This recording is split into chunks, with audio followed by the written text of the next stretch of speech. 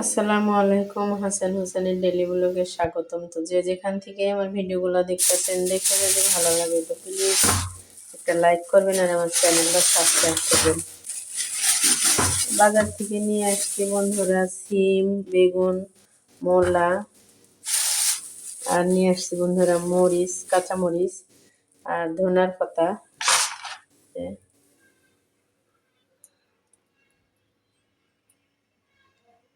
তো এখন একটা আমি বেগুন পোড়া দিব। আর তো প্রচুর গ্যাস আছে বন্ধুরা, এই যে মিনমিন করে একটা বেগুন পোড়াইতে দিয়ে দিলাম। এদিকে একটা মিনার কাপের মাথা আর সিলভার কাপ মাছ ভিজে রেখে দিছি। বেগুন দিয়ে, আলু দিয়ে, মূলা দিয়ে রান্না করব। আর সিলভার কাপ মাছ, তার সাথে এক পিস মিনার কাপের মাথাও দিয়ে দিব ওর সাথে। আর বেগুন ভর্তা, সিম আলু ভাজি। মাছটা কেটে রেডি করে নিছি বন্ধুরা। মাছটা ধুয়ে রেডি করে নিছি, এই যে ম্যাগনেট করে রেখে দিছি। আর একটু আলু কেটে রেখে দিছি।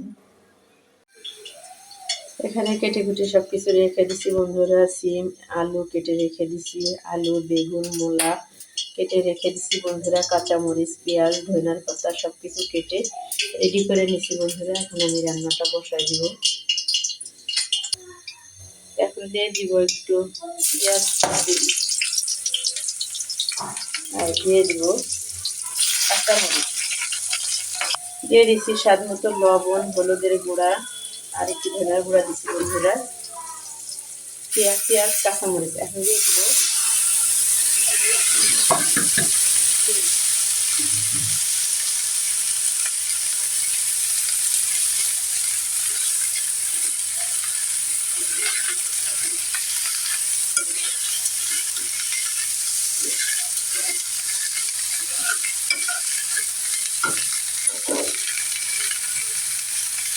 মাছগুলো ভেজে নেব বন্ধুরা।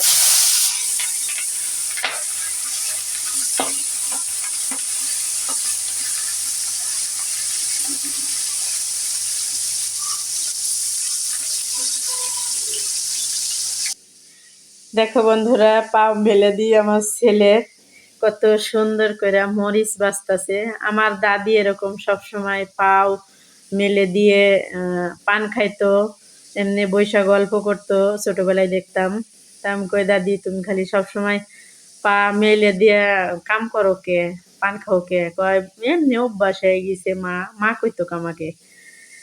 তো আমার ছেলে যদি মাঝে মাঝে এরকম করে তো আমার ভীষণ খারাপ লাগে।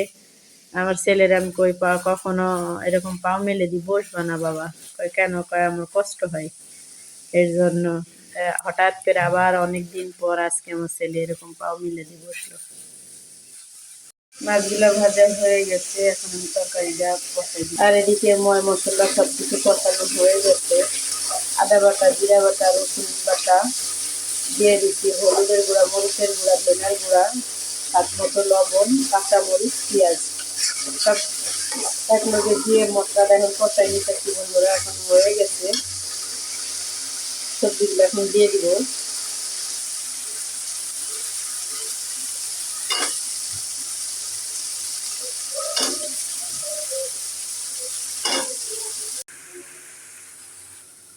এখানে সিম ভাজিটুকু হয়ে গেছে, দিয়ে দিব একটু ধনিয়ার পাতা।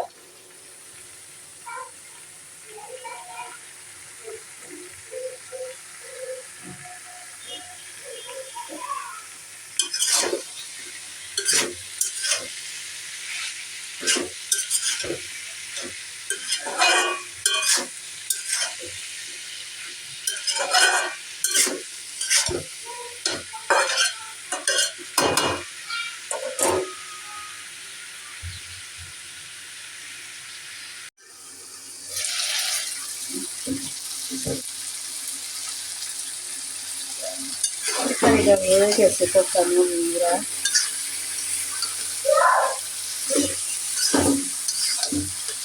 পানি দিয়ে দেবো।